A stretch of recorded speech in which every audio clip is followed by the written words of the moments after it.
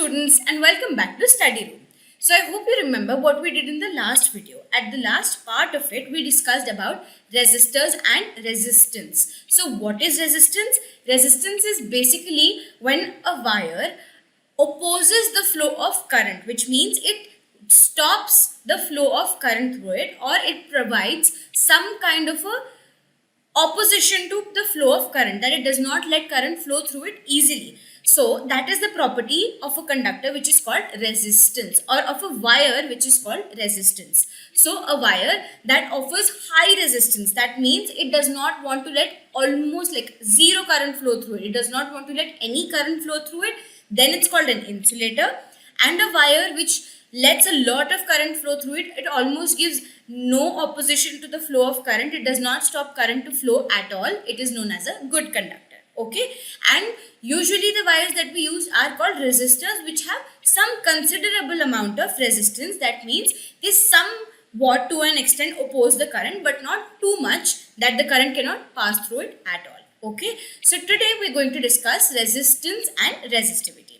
Okay, we're going to start with this small brainstorming question.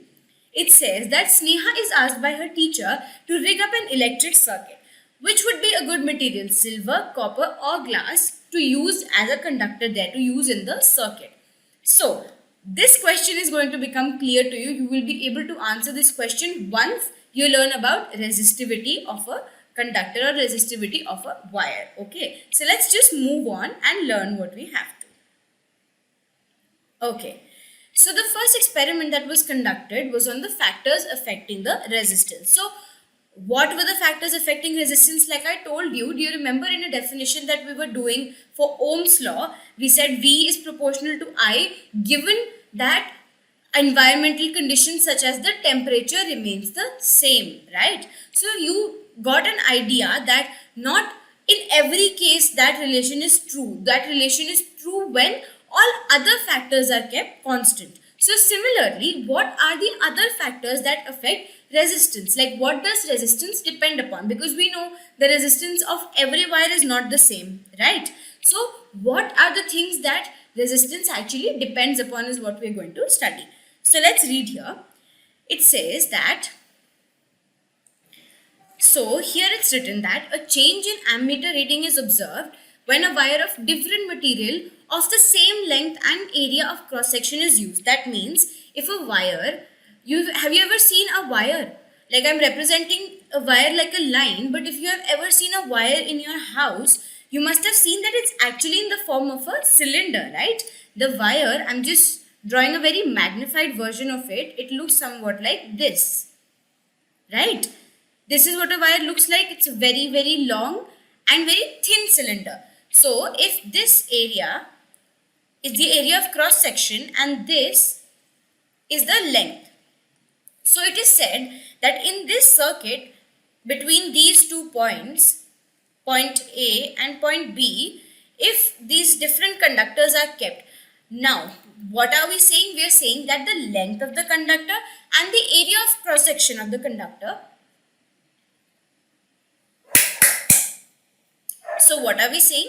Here we are saying that the length of the conductor. So what are we saying here? We're saying that the length of the conductor and the area of cross section of the different wires, say wire 1, wire 2 and wire 3 as is shown in your figure, we are replacing those wires one by one and the length and the area of cross section is same. But we notice that in each case, for each different wire, even though the area and length are same, we get a different reading for ammeter. Then why is that? That is obviously because the material is changing. Say once we are using copper, the next wire is made up of aluminium, the next wire is made up of say nickel and so on. Because the material is different, the resistance that the material offers is obviously different. Okay, so here we see that even though the length and area is same, the resistance can be different for different materials. So we've learned one of the factors that affect the resistance. The first one is material. What material are we using for the resistor, or what is the resistor made of? So that's the first thing that affects the resistance. Okay, great. Now, next thing is we're going to find out the formula for resistance. So it was seen when just one same piece of wire, same material of wire, say a copper wire is considered. The second experiment that was conducted was the copper wire was placed in a circuit, and then what was changed? The length and the area of cross section was changed, keeping the material constant. So in the last time we saw that the area and length were kept same and material was changing. So we saw that okay, different materials affect the resistance because we get a different reading of ammeter every single time. Now what do? We keep resistance constant. So do you see what we are doing here? To find out what affects the different quantities, say length, material, area of cross section, what effect does it have on the current flow through the wire, we see by keeping one thing constant and then changing the other thing. So in the first experiment, the length and the area of cross section were kept constant and the material was changing. Now this time what they would have done is they would have kept the material constant. They said okay, we're going to take a copper wire. Then they took a copper wire of a larger area of cross section, say a copper wire looking like this. Next, they put a copper wire of a smaller area of cross section, keeping the length same. The length was the same in both, but you can see the area of cross section has decreased, right? So what they noticed was that the resistance, when the area of cross section was decreased, the resistance increased.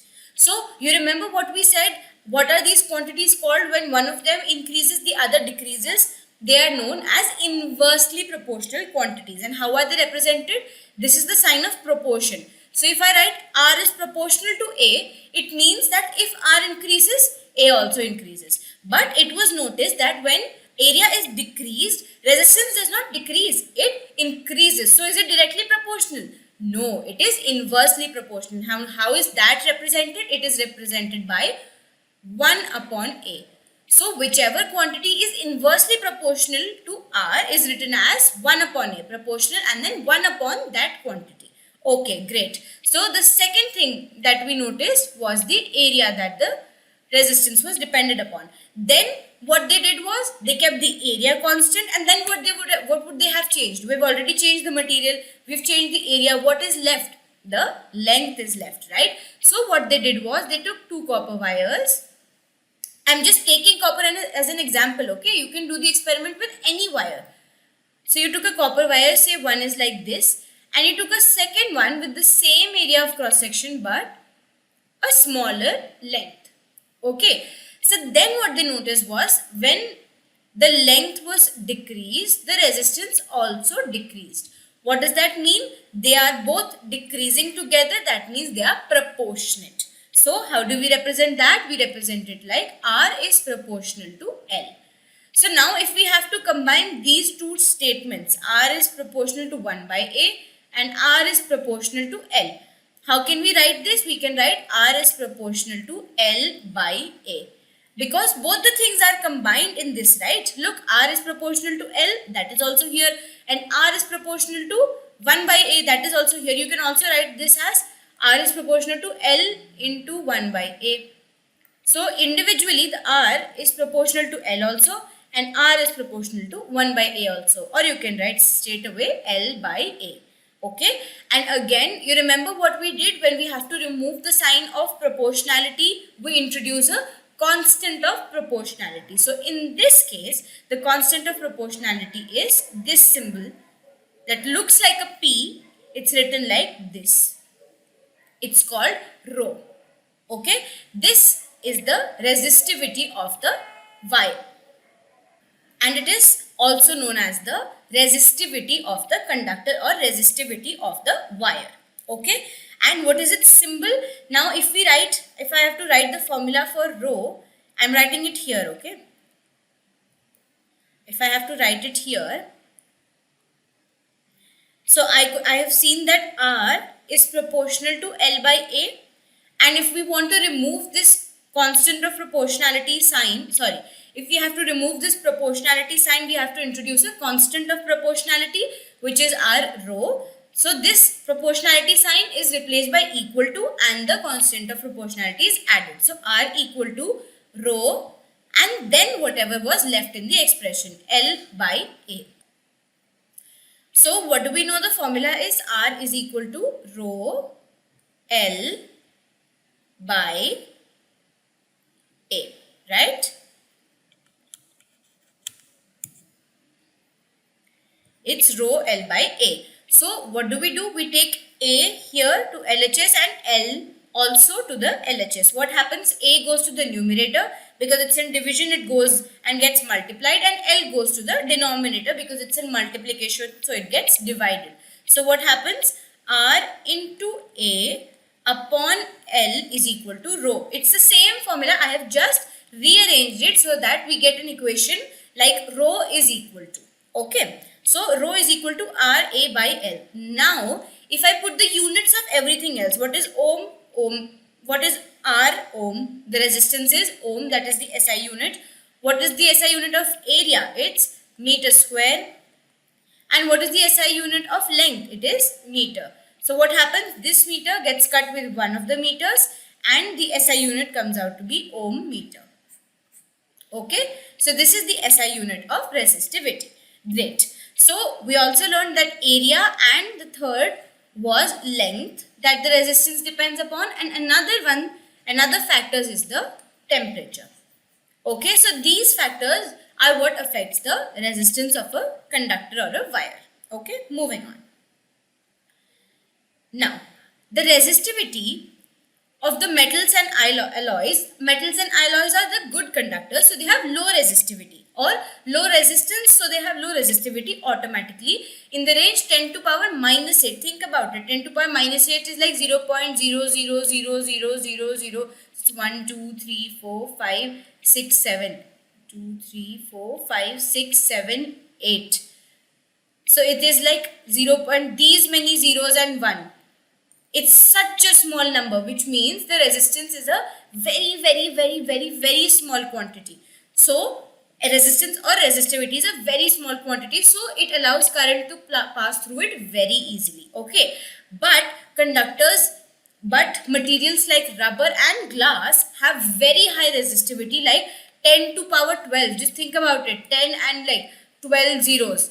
Keeps going on and on and on. So it has very high resistance and resistivity, which does not almost lets like zero current pass through it. Now, if you remember, we did one brainstorming question at the beginning. It said that Sneha is given silver, copper and glass.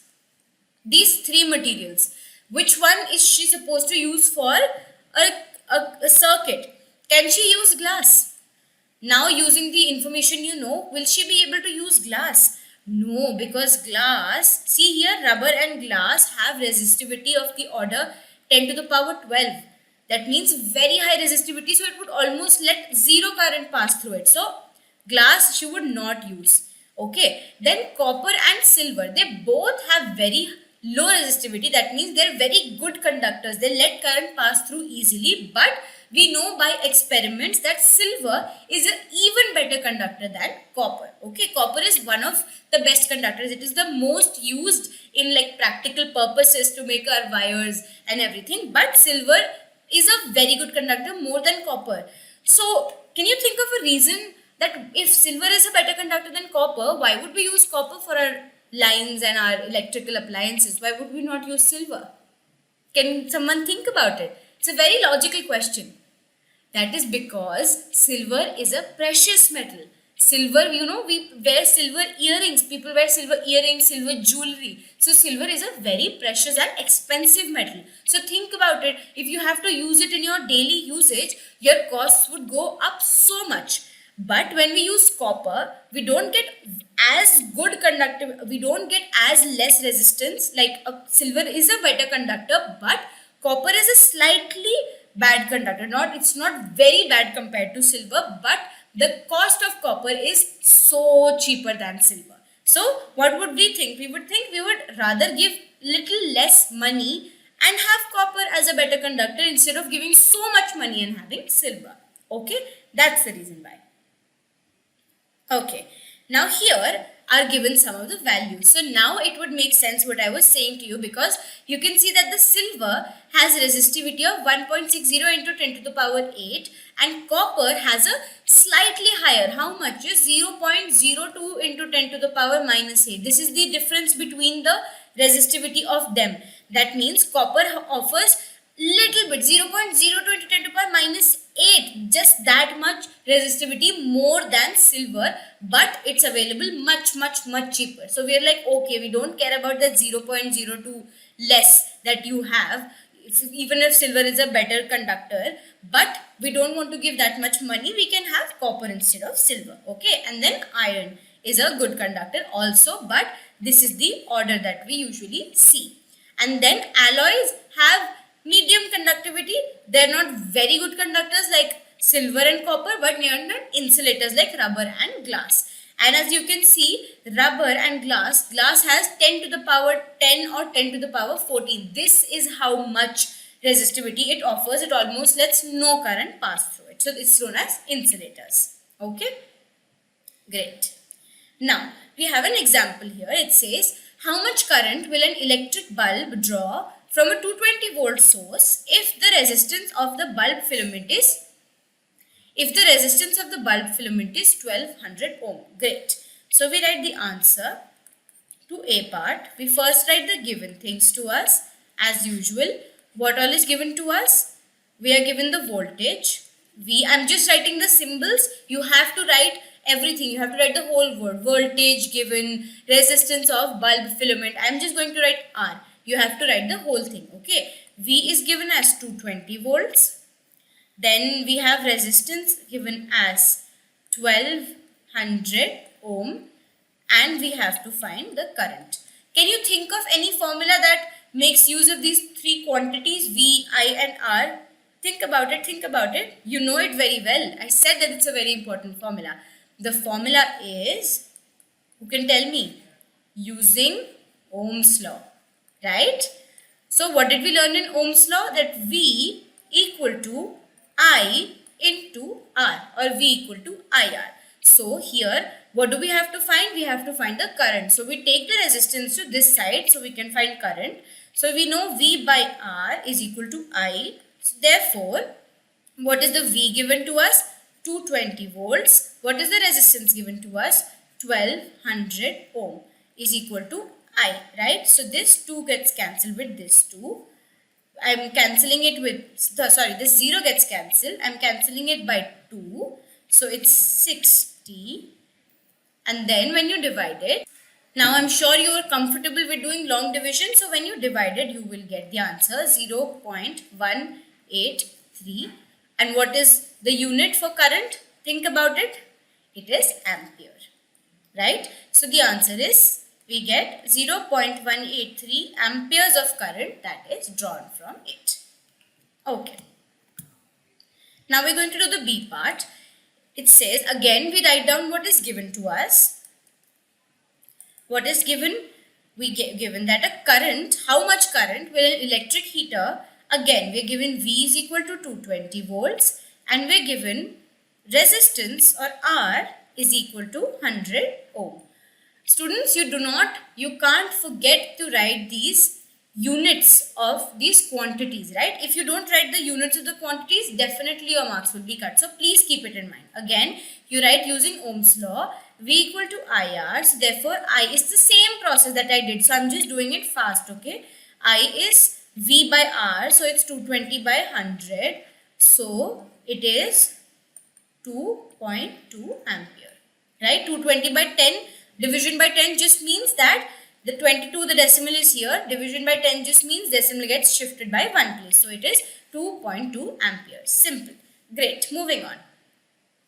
The next example says that the potential difference between the terminals of an electric heater is 60 volts when it draws a current of 4 amperes from the source. Great.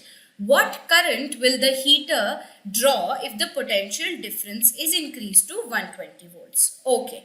Again, we are given that the potential difference is 60 volts. We are given that the current is equal to 4 ampere. And we have to find the current when V is 120 volts. Now, if I want to find I and I have V, I know the relation that should be used, right? So V equal to IR is the relation that should be used. But now look at this. I only know V here. I don't know I and I don't know R.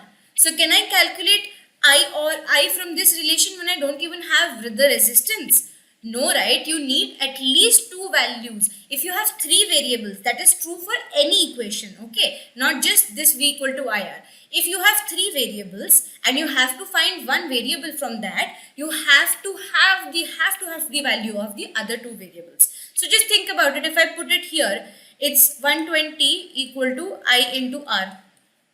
Now what do I divide this 120 by? The resistance. I don't know the value of resistance, so 120 by R, this is coming out to be my amperes in my current. Can that be the answer? No, right? So I also need to find the value of resistance. So now think about it. Where can I find the value of resistance from? I again look back to the question and look back to what is given to me. I am first, in the first case, I am given, this is case 1 and this is case 2. In the first case, I am given V is 60 volts and I is 4 ampere. So can I calculate R using Ohm's law? So here R is equal to, I take current to the left hand side, it gets divided. So it's V divided by I. So what is that? V is 60 and I is 4. So I divided by 2 and this is 30. So this is 15 ohm. So here I've gotten my resistance, right? Now this resistance cannot change, right? We know that V is proportional to I. So if V increases, I increases. If V decreases, I decreases. But in this formula, what is the constant of proportionality? It is V equal to IR. So because R is the constant of proportionality, that just tells you that R is constant, R cannot change. So even if the voltage and the current is changing from case 1 to case 2, the resistance would not change for a particular wire, right? We just learned that resistance depends upon area of cross section, length, temperature, material. Any of this, is it changing in this question? None of those quantities are being changed. Only the voltage and the current are being changed. And did we study that resistance depends upon voltage and current? And did we study that resistance depends upon voltage and current? It does not, right? So resistance is the same in this case only. So here we write from case 1, R is equal to 15 ohm as R is constant, so it does not change. So again we write V equal to IR. Now we know V and we know R, so we can easily find out the I or the current. So I is nothing but V by R, which is equal to V in this case. Now we are not going to use the first case V because our V and I have been changed, right? Only the R is constant. So we use this V, which is given as 120 volts, and the R here, which is given as 15 ohm. So if I divide it by 3, 3 5s are 15, 3 4s are 12, and 5 8s are 40. So it is 8 ampere is my answer. Okay.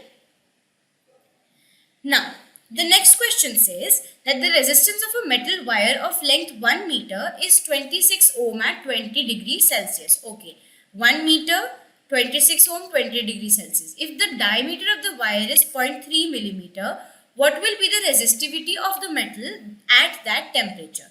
Okay, great. Now we're going to do this step by step. So we're going to write the answer.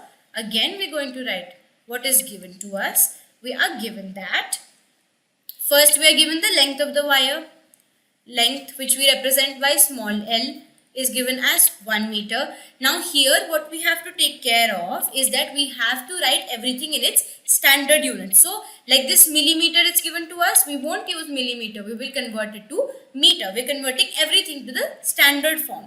Length is given as 1 meter. Resistance is given as,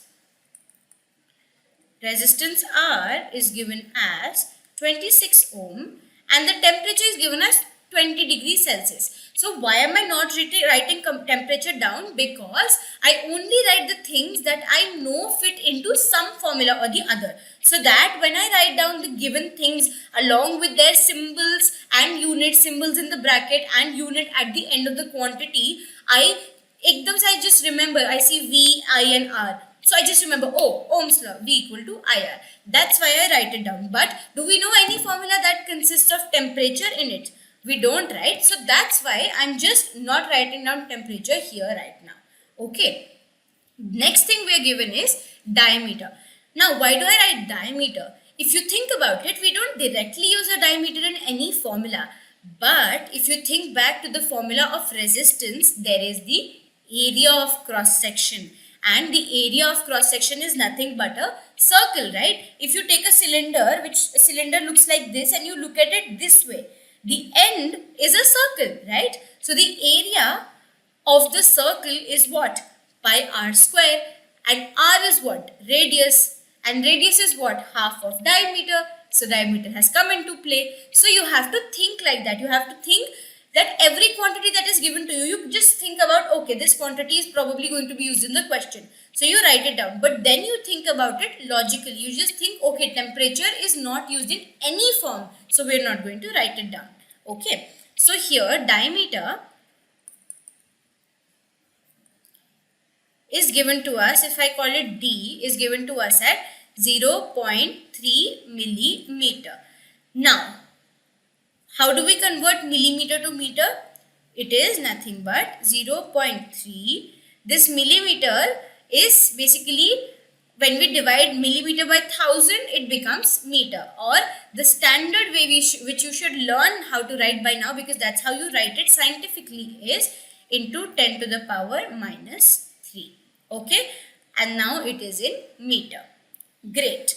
Now if we know the diameter, what is the radius? The radius, or R,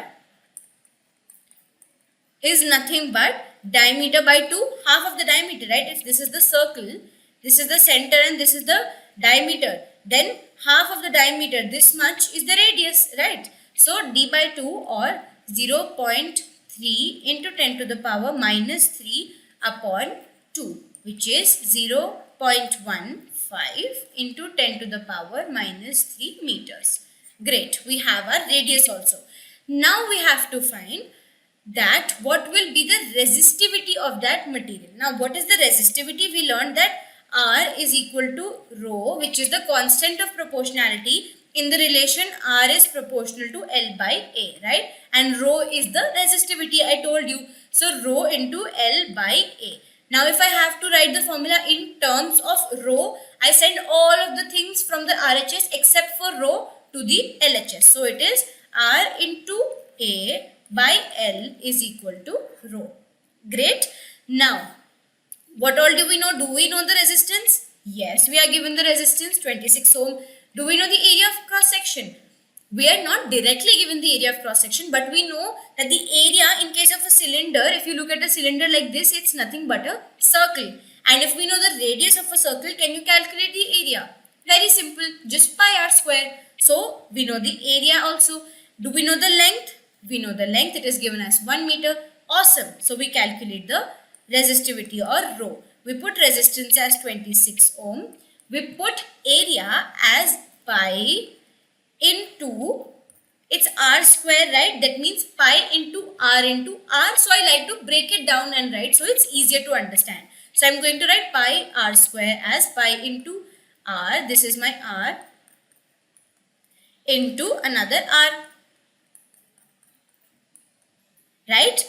Divided by the length, which is given as 1. So basically it's nothing in the denominator. Divided by 1 remains the same. The number remains the same. Now, if we calculate this number, it is very easy to calculate. We know the value of pi is nothing. The value of pi we know is 3.14. So you put 3.14, you just simply calculate it. I'm not multiplying it here because you are very comfortable with multiplication. Your class 10 students now. So you just multiply 26 into 3.14 into 0.15 into 0.15, which comes out to be approximately, if I write rho is equal to 1.836, and into, now we have 10 to power minus 3 and 10 to power minus 3. Now if I use the rule of exponents, it is 10 to the power minus 3 plus minus 3, which means 1.836 into 10 to the power minus 3 minus 3. This will come minus 3 minus 3, right? Which is minus 6. And do you remember what was the unit we saw? The unit was nothing but ohm meter. So this is our resistivity at the temperature. And now you can go back to that table and just quickly give it a look. Which material do you think it is? So if you go and look into your table 12.2 in your NCRTs, you will see that this number is almost equal to, it's given 1.84 into 10 to the power minus 6. So it's almost the same number. If you round off this number to 2 decimal places, you will get 1.84. So the material comes out to be manganese. You don't need to remember this. This is just for you to like cross check and see, oh, which material was this that we were talking about. Okay.